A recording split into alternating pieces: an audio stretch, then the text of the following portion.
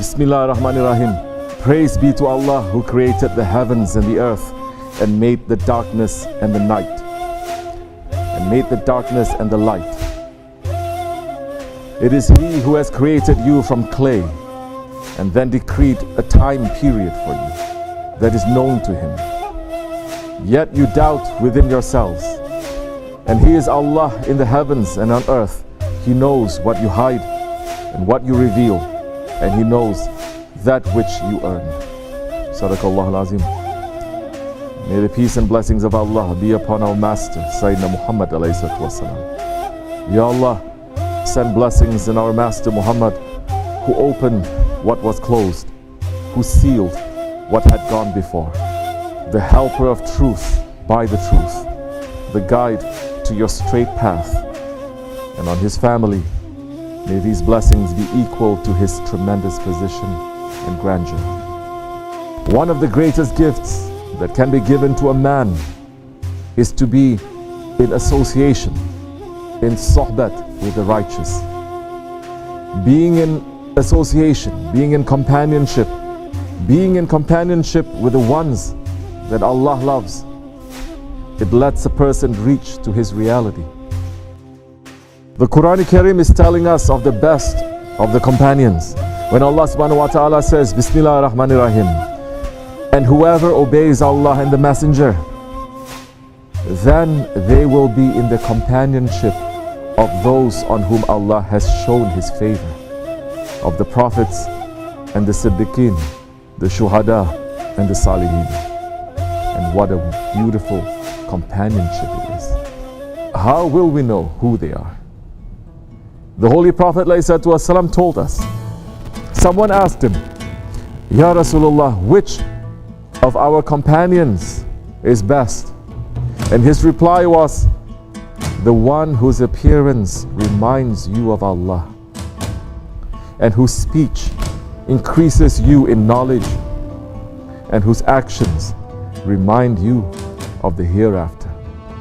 Muslims, non-Muslims, the whole world needs to know this. There are people like this in this world. There are still people like this in this world. There are people in this world whose life is zikrullah, whose breath is the Quran Karim, and whose character is the sunnah of the Holy Prophet ﷺ. Us, we in this Jamaat, we are witnesses to the presence of such rijal, such men in this world. It is our Shaykh, our Murshid, our guide, SahibulSaif, Shaykh Abdülkerim al-Kibrisi, Rabbani. May Allah sanctify his secret and raise his station. But today, let us remember him. Because remembering the righteous ones, it is in and of itself, it is a mercy. Just to remember. Hazrat Sufyan al-Thawri radiallahu anhu is saying, when you remember the righteous, mercy descends upon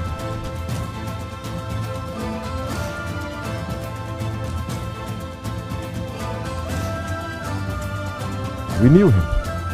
We sat with him. We learned from him. We kissed his hands and his feet. We were in his sohbat. It is wajib on us to tell you about him. SahibulSaif was born in a village in Kibrisi, in Cyprus. He was born in the village of Ali Fodes, which in Greek means the light of Ali.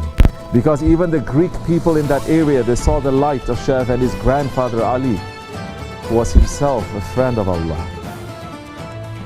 The village itself was a place out of time and out of place. Even though it was after the removal of the Ottomans, when the world had been corrupted by communism, Kemalism, secularism, capitalism, fascism, and all the other isms, the village of Ali Fodes, it remained pure. And it produced the pure one, the Shaykh Abdulkerim, born to pure parents, to his mother and to his father, Sayyid Haji Fuat Rabbani. That pure lineage was a chain of light that from birth connected SahibulSaif to the service of his Lord. Because his ancestors were the grandchildren of the Holy Prophet ﷺ. Because his grandfather was the Holy Prophet ﷺ. Because his ancestors were Sultan Muhammad Fatih, the conqueror of Istanbul. Because his ancestors were Hazreti Abdülkerim Geylani and Hazreti Mevlana Rumi. His pure lineage was one of light. Sultan al-Awliya Shaykh Maulana Muhammad Nazim Adil al-Hakkani said this. He said to Shaykh Abdulkerim, the Awliya's divine look is on you. For what reason?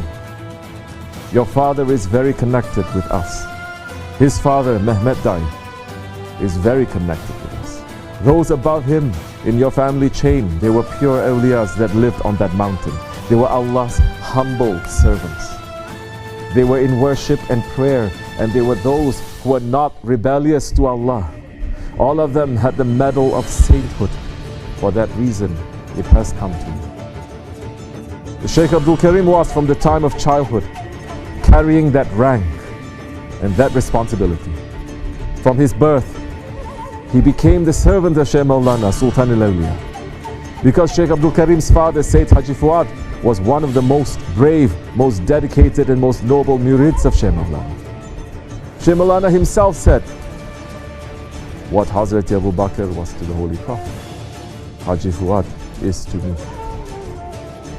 You can still go to Cyprus and the people will still tell you there was nobody more generous, more noble, more standing up for Shaykh Maulana, more standing up for Islam and for the Holy Prophet ﷺ than Sayyid Haji Fuad. So many times the government was trying to arrest Shaykh Maulana, and Haji Fuad, he would intervene and he would protect Shaykh Maulana.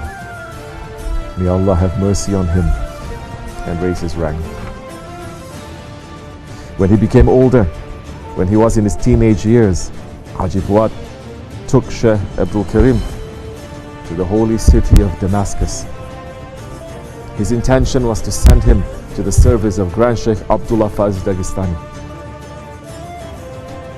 And at that age, SahibulSaif and Haji Fuad stayed in the presence of Grand Sheikh Abdullah for 40 days. Grand Sheikh sent them to Cyprus and told Haji Fuad, I see a great destiny for your son. I see that he is going to open a new continent for us, and that he is going to make the people of America to say La ilaha illallah. So they returned to Cyprus. But then war broke out. The Greeks attacked the Muslim people and were trying to eliminate them from the island. Shaykh Efendi ran to fulfill the sunnah of the Holy Prophet ﷺ and his Sahabis, the sunnah of his Ottoman grandfathers, and he ran to defend the truth. He entered into the army. It was not easy. He was only 17 years old, and he was telling us the bullets, they were flying around him from every side. He came under attack from heavy artillery fire. He was wounded, but as he told us, the himmat of Shaykh Maulana came and saved him. And from that war, he came out with the title that his grandfather, the founder of the Ottomans, the Sultan Osman Ghazi, had, the title of Ghazi. And then the journey of his life brought him to a completely new place. When Shaykh Abdulkerim was 19, Shaykh Maulana ordered him to go to America. He said, go to America and be my Khalifa there. Just like Hazrati Ibn Abbas, who went to Central Asia without knowing the language, without knowing the people, Shaykh Abdulkerim came to a new land. And just like Hazrati Ibn Abbas, despite not knowing the land, people accepted Islam through him. People loved him, and people were running for him. Shaykh Abdulkerim did not go to a nice part of America that was rich and comfortable. He went to one of the most roughest places in the whole country. He went to New York City, to the South Bronx in 1979, when all the fires of racism and prejudice, they were burning there. He entered to that area and he became like an oasis. He was pulling people to Islam. He was saving people from that New York City jungle. He was walking in the streets with Shaykh Maulana's picture, saying to the people, do you want to see the most beautiful man in the world? He would say yes, and he would show him the picture of Sultan al-Awliya. Through his good manners, through his smile, through his generosity, he was pulling people to Islam. He was like Musa alayhi salam. When he went to Madian, the people were so impressed with his good manners. In New York City, he opened businesses and he used those businesses as a means of bringing the light of Islam to people. He used to give jobs to people who had nothing. He used to give jobs to people that society had given up on them. He used to give jobs to people that they were nothing, but in the eyes of the people in New York City, they were garbage. He used to go around and give charity to the homeless people. He was pulling them out from that kind of dirty lifestyle and teaching them the pure teachings of Islam. He was living the sunnah of Ibrahim alayhi salam, who never dined, who never ate without having a guest with him. And in New York City, Shaykh Effendi went through a huge test. He had a brother whom he loved very much, Ayhan. And Ayhan looked just like Shaykh Effendi. They grew up together. They came to America together. And then one day, out of nowhere, without any real medical explanation, Ayhan just passed away. And Shaykh Effendi by himself, he had to bring his brother back to Cyprus for burial. Shaykh Effendi went through this test all by himself in a strange and foreign land. His love for his Shaykh, for Holy Prophet ﷺ, for Allah subhanahu wa ta'ala, it never weakened. In 1981, Shaykh Effendi was in Turkey and he was arrested by government forces for saying Allah. He was put through the test of Yusuf alayhi salam, and the tyrants put him through so much torture, electrocuting him, doing other things to him, trying to get him to betray Shaykh Maulana. But like Hazrat Khubayb ibn Adi, who said, I would rather die than let a thorn touch Hazrat Muhammad alayhi salam, Shaykh Effendi never betrayed his Shaykh. He was released and he came back to America. Like Sheikh Abdulkerim Gailani, Allah subhanahu wa ta'ala gave Shaykh Effendi tremendous blessings and tremendous wealth at that time. And like Hazrat Ibrahim ibn Adam, that wealth was then taken away. It didn't change Shaykh Abdulkerim. Whether he had nothing or he had everything dunya-wise, he continued to walk in the path of Allah. He built a Jama'at in America. He was having zikr in the heart of New York City for over 20 years. He was calling people to Islam. He was calling people to the love of the Prophet. He was calling people to the love of the awliya Allah. He was fighting against the Wahhabism that teaches nothing but hate, all alone in this city. He was feeding hungry people. He was helping those who had become addicted to drugs to become free from that slavery. His hand was always open and was always giving, even when others were betraying him over and over again. Even when those ones that he had fed turned around and they bit his hand. Because he did not do it for others, he did it for Allah's sake. He was a sultan who was wearing the clothing of a normal person. He was hiding amongst everyone. But he is known to Allah and His Prophet. He went to Turkey in 2001. And he had a mawlid. And in that mawlid, while they were making zikr in Izmir, the government forces, they attacked him. And they arrested him. And they came with guns. And they were hoping that there was going to be confusion, so that they were going to use their guns and finish everyone that was there and say that these are terrorists. He didn't fight. He put his head down and he said, Hasbinallah wa ni'mal wakil. Just like Hazrat Ibrahim alayhi salam. And he told his people not to fight. He was brought to the court. And all those who called themselves his followers were brought there too, and in that court, he went through the sunnah of Isa alayhi salam. All of his followers looked at his face and said, I don't know this man. They all betrayed him. Shaykh Effendi went to prison again to fulfill the sunnah of Hazrat Yusuf. He stood for haqq inside the prison. He called azan in the prison. He made zikr in the prison. He pulled people to Islam and to tariqat in the prison. Just like the four mazhab imams, just like Imam Rabbani, he brought the light of Islam inside the darkness of the dungeons. He just trusted in Allah. After some time he was released. And like the Holy Prophet ﷺ, he made hijrah again. He made hijrah to this place where we are now. To Sidney Center, Sidney Center, where the name of Allah had never been known in history. He came here and he made Allah to put his signature on this land. He came here and he brought the zikrullah to this place. He came here and he called the azan in these mountains that since the creation of Adam alayhi salam had never heard the holy words of the kalima. Like the Holy Prophet alayhi salam, he built Medina and he built this place. He came here and he himself was like a mountain. He was towering. And like the Sahabis, people came here to be in his association. Especially in the early days, it was not easy. There was no heat in the winter time, and there was no hot water.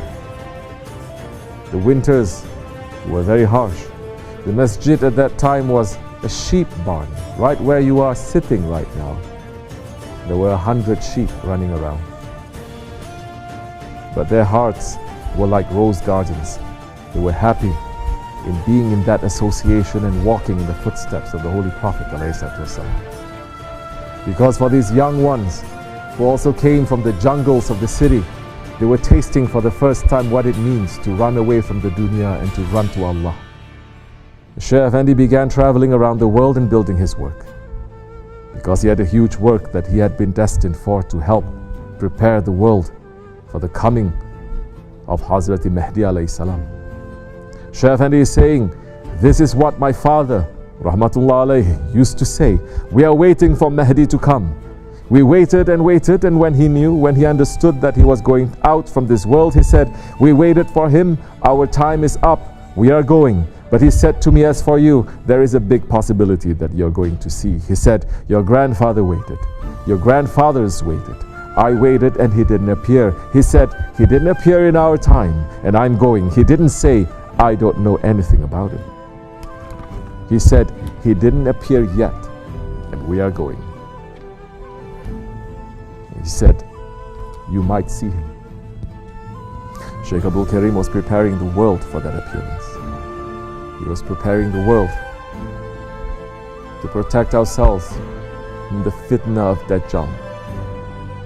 Although he was banned from Turkey, he built a Jamaat in Turkey. He built Jamaats in Europe, in India, in Southeast Asia, in China, in Bosnia, in South America. All over the world, people were entering this tariqat through his work. And when he traveled, he was a light entering the darkness. He was exactly like the Salatul Taj.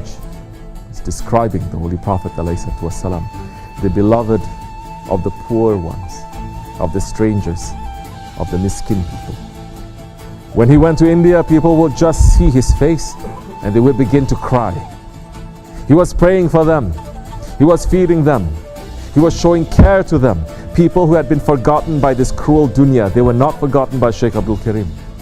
He was praying not only for the Muslims, he was praying for the Hindus, for the Buddhists, for other people too. His mercy, like the Holy Prophet ﷺ, was for the Ummah. He was building the work of his Shaykh all over the world. And then Allah subhanahu wa ta'ala sent Shaykh Effendi the test of Hazrati Ayub alayhi salam. He was tested with sickness. People don't know this. We were with him. Those strong hands that Shaykh Abdulkerim had, they could not even open. His body was on fire when he tried to move. No cure was working. The only cure he found was if he took the bees and he let them to sting him, and he's getting that bee therapy from the animals that Allah subhanahu wa ta'ala had blessed and mentioned in the Holy Quran, that they are working through divine inspiration. At the same time, he went through the test of the prophets like Nuh alayhi salam and Lut alayhi salam, that even the people inside his house, they were abandoning him, betraying him, hurting him, breaking his heart. But Shaykh Effendi just said, Hasbinallah wa ni'mal wakil.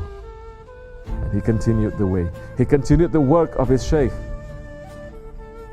Even in that pain, he would drive 3 hours to New Jersey, in every weather condition, to see the Jamaat and to make zikr.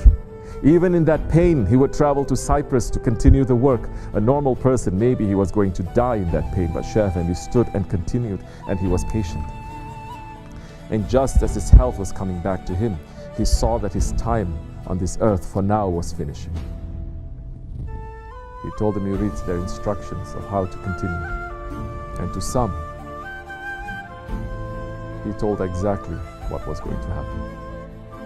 He went himself and visited the place that he was going to be buried.